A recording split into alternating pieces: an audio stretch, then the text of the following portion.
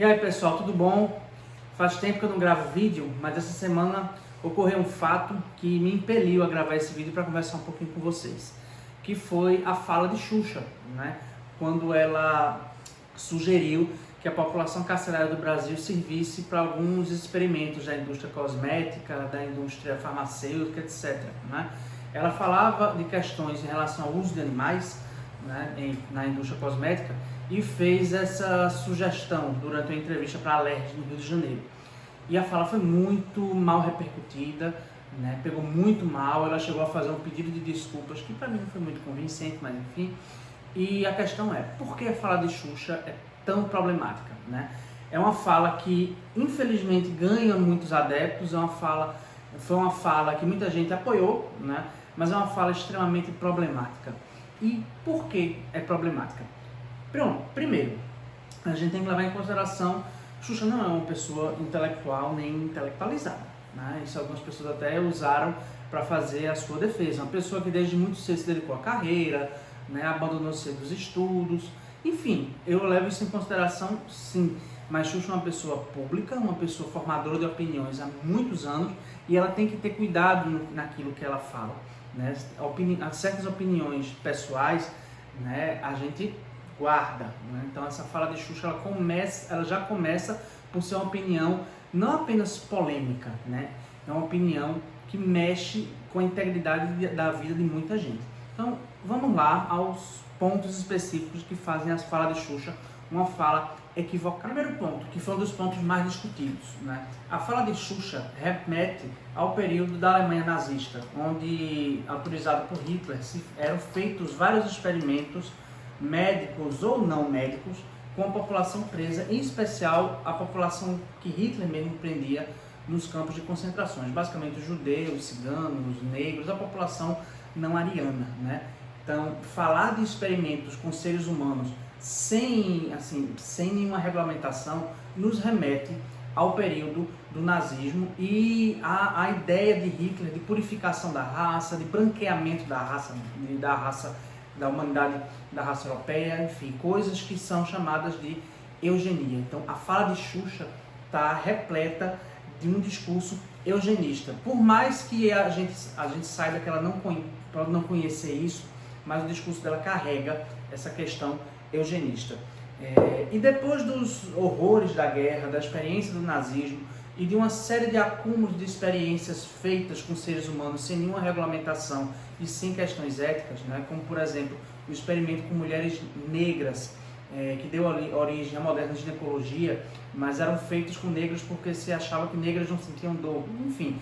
Então, depois desse acúmulo de sofrimento com pessoas que eram utilizadas como cobaia, houve uma série de acordos internacionais, né, para a utilização de seres humanos em pesquisas. Né? E o principal documento é a Declaração de Helsinki, de 1964, que é constantemente atualizada.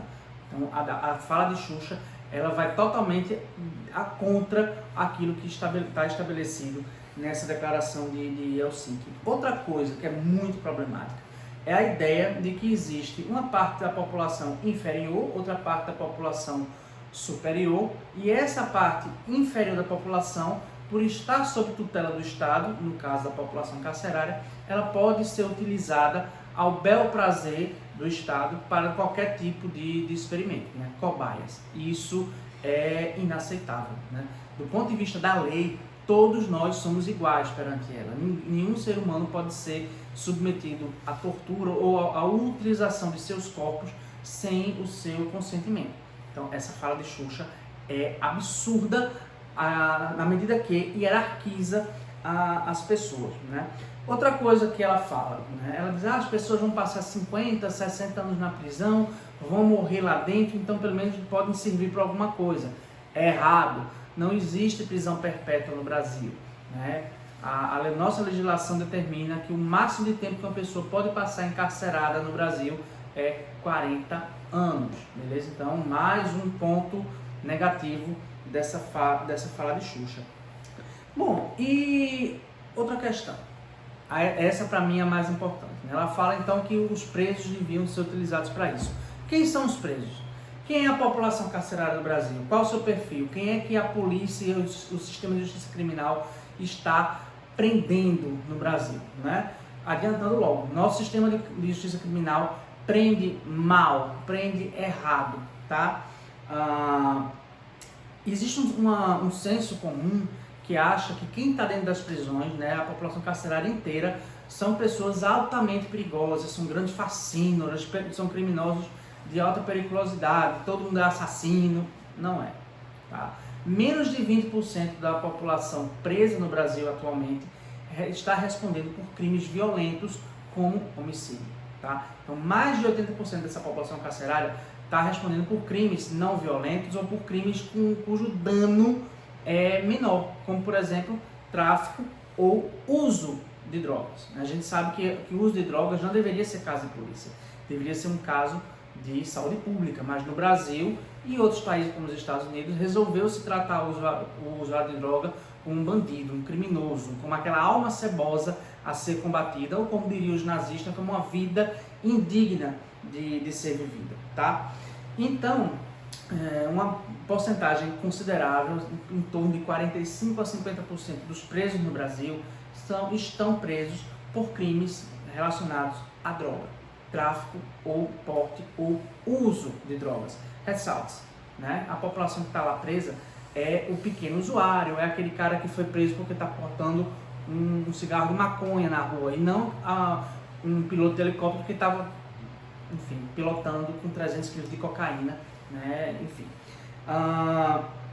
Outra questão importante: cerca de 30 a 35% da população carcerária no Brasil está presa sem condenação, né? Então está ali preso sem necessidade de estar preso, ou há tanto tempo esperando o julgamento e a condenação, que quando a sentença vier, ela já cumpriu o tempo de pena por estar tanto tempo lá na prisão, certo? Então, vejam que a gente prende mal, né? Mais do que isso, a gente precisa atentar para o perfil socioeconômico de quem está efetivamente preso, né? O Brasil não prende o crime de colarinho branco, o Brasil não pune os grandes crimes ambientais, o Brasil não prende os grandes corruptos que estão na política, porque esses crimes, né, cometidos geralmente pela classe economicamente dominante não são punidos com prisão no Brasil. Quem é que está indo para a prisão? Então, de nossa população carcerária, mais de 60% dos homens presos, estou falando aqui da população masculina, tá? São pretos ou pardos, não são brancos, certo? Uma porcentagem que gira em torno dos 40%, 35% a 40%, são homens que não concluíram o ensino fundamental ou não chegaram ao ensino médio, né? Mais de 70% desses homens vieram de zonas urbanas, das capitais e das grandes cidades do Brasil. E, como eu falei antes, cerca de 80% ou um pouco mais foram presos por crimes não violentos. Então, quem é que está preso? Um dado importante, a maior parte da população carcerária também do Brasil, a faixa etária gira em torno dos 18 aos 29 anos. Então, quem é que está sendo preso, né? Quem é considerado o alvo da justiça criminal no Brasil? Nossos jovens, pobres, negros ou pardos, geralmente oriundos das favelas, população das grandes cidades do Brasil, né? Então, existe um perfil que é alvo da polícia, que é alvo de uma política de encarceramento em massa. Então, a prisão no Brasil, ela tem sido um grande depósito dessa parcela da população brasileira que é tida como indigna, como indesejável, certo? Do ponto de vista legal, a punição, ela não tem um caráter vingativo ou eminentemente punitivo. A prisão, ela deveria ter um caráter ressocializador e, por isso mesmo, pela legislação penal no Brasil, o preso ele não perde seus direitos humanos, ele perde seu direito de liberdade, seu direito de ir e vir, de livre locomoção, mas ele não perde seus direitos humanos, acesso à saúde, à educação, a trabalho e principalmente a autonomia sobre os seus corpos, tá? Então, ao falar que os presos deveriam ser utilizados pela indústria farmacêutica, pela indústria cosmética para ser cobaia, né, Xuxa está cometendo um grande desvio legal, um grande erro ético, tá? Então, por todos esses pontos é que a fala de Xuxa eivada de erros, eivadas de equívocos, e não é porque é uma artista popular, que todo mundo sabe que eu admiro, que eu sempre gostei muito, que a gente tem que passar pano. Não, a gente tem que combater, a gente tem que esclarecer, a gente tem que divulgar, né? E cobrar de que as pessoas públicas no Brasil se posicionem corretamente, não se posicionem de forma a abalar a integridade física e emocional de uma população tão marginalizada e tão vulnerável como é a população carcerária no Brasil. Então, é isso. Até o próximo vídeo.